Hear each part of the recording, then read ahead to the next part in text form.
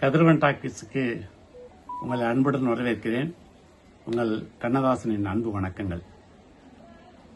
தேர்தல் 23/4/2026 ஆண்டு தமிழ்நாடு சட்டப்பேரவைக்கான தேர்தல் நடைபெற இருக்கின்றது. அதிலே கடந்த 5 ஆண்டுகளாக பல்வேறு சாதனைகளை நிகழ்த்தியிருக்கக்கூடிய திராவிட முன்னேற்ற கழகத்தின் தலைமையிலான முத்துவேல் கருணாநிதி ஸ்டாலின் அவர்கள் தலைமையிலான மதச்சார்பற்ற முற்போக்கு கூட்டணியும், மற்றொரு புறம் தமிழகத்திற்கு வஞ்சனை மட்டுமே செய்து தமிழகத்தை பல்வேறு துறைகளில் முடக்க நினைக்கக்கூடிய ஒன்றிய பாரதிய ஜனதா கட்சியும், அதன் அடிமை கட்சியாக இருக்கக்கூடிய எடப்பாடி பழனிசாமியும் மற்றவர்கள் எல்லாம் எதிர்த்து நிற்கிறார்கள். கடந்த 5 ஆண்டுகளில் மாண்புமிகு முத்துவேல் கருணாநிதி ஸ்டாலின் அரசின் சாதனைகளாக நாம் பார்க்கும் பொழுது ஏனதை பார்க்கிறோம் என்றால், எதிர்க்கட்சிகளோ இங்கு வரக்கூடிய ஒன்றிய அமைச்சர்களோ திராவிட முன்னேற்ற கழக அரசு மக்களுக்கு ஒன்றுமே செய்யவில்லை, எந்த நலத்திட்டங்களும் செய்யவில்லை, நாங்கள் வந்துதான் இதை செய்ய முடியும் என்று ஊறிப்போன மதவாதத்தை, இங்கே நாறிப்போன மதவாதத்தை உள்ளே திணிப்பதற்கு முயற்சி செய்து கொண்டிருக்கிறார்கள். வட மாநிலங்களில் உங்களுக்கு தெரியும் எந்த அளவுக்கு ஒரு மோசமான ஆட்சியை பாரதிய ஜனதா கட்சி கொடுத்து கொண்டிருக்கிறது. அல்லது யார் தொழிலாவது சவாரி ஏறி செய்து அந்த ஆட்சியை கைப்பற்றிய பிறகு அவர்களை கீழே தள்ளி மேலே அமர் நிலையை நாம் இப்பொழுது பீகாரிலே பார்த்தோம். நிதிஷ்குமாரின் நிலைதான் அடிமை பழனிசாமிக்கும் ஏற்படும். அதை மக்கள் மனதிலே கொள்ள வேண்டும். இந்த 5 ஆண்டு சாதனைகளாக திராவிட முன்னேற்ற கழக அரசினுடைய முதல் சாதனை விடியல் பயணம் என்று சொல்லக்கூடிய மகளிருக்கு இலவச கட்டணமில்லா பயணம். அந்த பயணம் இலவசம் என்றல்ல, கட்டணமில்லா பயணம். தினசரி 69.52 லட்சம் மகளிர் சராசரியாக பயணம் செய்த காரணத்தால் அந்த மகளிருக்கு சேமிப்பு, அரசுக்கு இழப்பு என்பது அல்ல. ஏனென்றால் நலத்திட்டங்களுக்கு அரசு லாப கணக்கு பார்க்கக்கூடாது என்ற அடிப்படையில் திராவிட மாடல் அரசு பெண்களுக்கு மாதம் 888 ரூபாய் அளவுக்கு சேமிப்பை ஏற்படுத்தி கொடுத்தது. அதுக்கு அடுத்ததாக கலைஞர் மகளிர் உரிமை திட்டம் என்ற அடிப்படையில் 1.32 கோடி குடும்பத் தலைவர்களுக்கு மாதம் ரூபாய் 1000 கொடுத்தது. அடுத்து வரக்கூடிய 2.0 திராவிட மாடல் ஆட்சியில் ரூபாய் 2000 உயர்த்தி தரப்படும் என்று முதல்வர் அறிவித்திருக்கிறார். இது சொன்னதை மட்டுமே செய்யக்கூடிய அரசு என்பதால் மகளிர் அதனை பெரிதும் நம்பியிருக்கின்றனர். அடுத்ததாக விவசாயிகள் நலன் என்று பார்க்கும் பொழுது 2 லட்சம் விவசாயிகளுக்கு கட்டணமில்லா மின் இணைப்புகள். குழந்தைகள் வாடிய பயிரை கண்டபோதெல்லாம் வாடி நின்றார் வள்ளலார்.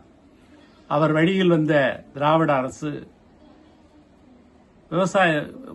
குழந்தைகள் 1லிருந்து 5ஆம் வகுப்பு வரை செல்லக்கூடிய பள்ளி குழந்தைகள் காலை உணவு இல்லாமல் செல்வதை கண்டு சுமார் 19.34 லட்சம் பள்ளி குழந்தைகளுக்கு பயன்பெறும் வகையில் முதலமைச்சரின் காலை உணவு திட்டத்தை செயல்படுத்தினார்கள். அடுத்து வரும் ஆட்சியில் அது 8ஆம் வகுப்பு வரை விரிவுபடுத்தப்படும் என்று அறிவித்திருக்கிறார்கள். அதேபோன்று நான் முதல்வன் திட்டம் என்ற அடிப்படையில் மாணவர்களுக்கு திறன் பயிற்சி சான்றிதழ்கள் வழங்கும் வகையில் சுமார் 48.15 லட்சம் மாணவர்கள் பயன்பெற்றிருக்கிறார்கள். கலைஞர் கனவு இல்லம், வீடற்ற மக்களுக்கு 2 லட்சம் தரமான வீடுகள் கட்டி அளிக்கப்பட்டிருக்கிறது. அரசு ஊழியர்களுடைய 22 ஆண்டு கால கோரிக்கைகளான ஓய்வூதியம் நிறைவேற்றப்பட்டுவிட்டது. அதேபோன்று புதுமை பெண், தமிழ் புதல்வன் திட்டங்களின் மூலம் 12.35 லட்சம் மாணவ மாணவிகளுக்கு மாதம் ரூபாய் 1000 வழங்கப்படுகிறது. அதுவும் மாதம் 1500 உயர்த்தி அளிக்கப்படும் என்று வாக்குறுதி அளிக்கப்பட்டிருக்கிறது. அதேபோன்று மாணவர்களுக்கு மடிக்கணினி. இப்படிப்பட்ட ஒரு செயல்பாடுகளால் தமிழ்நாட்டில் பெண்கள் உயர்கல்வி என்பது 48.57 விழுக்காடுகளாக உயர்ந்து இந்தியாவிலேயே அதிக படித்த பெண்கள், அதிகம் பணியில் உள்ள பெண்கள் உள்ள மாநிலமாக தமிழ்நாடு விளங்குகிறது. பொருளாதார வளர்ச்சி அதன் அடிப்படையில் இந்தியாவிலேயே 11.19 விழுக்காடுகள் பொருளாதார வளர்ச்சிக்கு தமிழ்நாடு ஒரு வழிகாட்டி இருக்கிறது.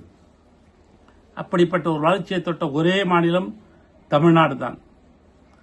இப்படிப்பட்ட சாதனைகள் செயல்படுத்தக்கூடிய 5 ஆண்டுகள் செயல்படுத்த அரசு இப்பொழுது பெண்களுக்கு அவர்கள் விரும்பும் பொருட்களை வாங்கும் வகையில் ரூபாய் 8000 மதிப்பிலான டோக்கன்களை ஆட்சி பொறுப்பேற்றவுடன் வழங்கும் என்று உறுதியளித்திருக்கிறது. அது மட்டுமல்லாமல் தமிழ்நாட்டை வஞ்சிக்கும் ஒன்றிய அரசு, இந்தியை திணிக்க முயலும் அரசு, அதே போன்று உங்களை மக்கள்லாம் பார்க்கலாம், ரயில் நிலையங்கள் அல்லது வங்கிகளுக்கெல்லாம் சென்றால் தமிழே பேசாதவர்கள் எல்லாம் பணியில் அமர்த்தி தமிழ்நாட்டை இந்திய மக்களுடைய ஆதிக்கத்தில் புகுத்தும் வகையில் கடந்த எடப்பாடி ஆட்சியில் தமிழ் தெரியாதவர்களெல்லாம் அரசு பணியில் சேரலாம் என்று ஒரு சட்டம் கொண்டு வரப்பட்டதன் விளைவு அப்படிப்பட்ட ஒரு செயல். அதை நீக்கியது திராவிட மாடல் அரசு. எனவே மக்கள் அனைவரும் சிந்தித்து 23/4/2026 நடைபெறக்கூடிய பொதுத் தேர்தலில் காலையிலேயே முதலில் சென்று திராவிட முன்னேற்ற கழகம் தேர்தலில் நிற்குமிடமெல்லாம் உதயசூரியன் சின்னத்திற்கும், காங்கிரஸ் பேர் இயக்கத்திற்கு கை சின்னத்திலும், விடுதலை சிறுத்தைகள் இயக்கத்திற்கு பானை சின்னத்திலும், முஸ்லீம் லீக் இயக்கத்திற்கு ஏணி சின்னத்திலும் மற்றும் இடது கம்யூனிஸ்ட் மார்க்சிஸ்டுக்கு கதிர் சுத்தியல் அறிவால் நட்சத்திர சின்னத்திலும்,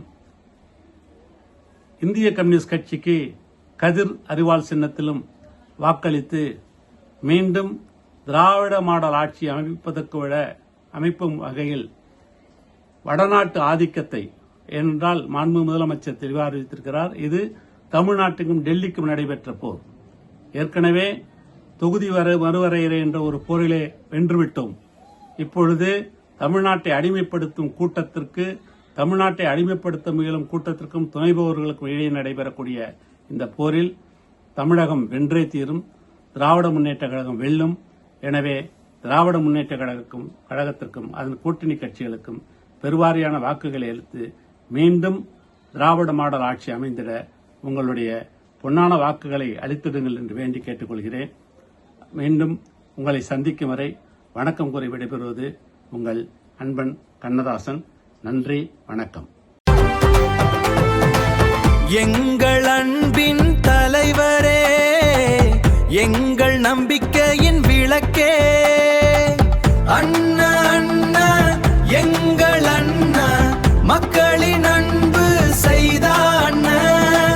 உங்களின் சேவையில் நாடு வளரும், உங்கள் பின்னாலே நாங்கள்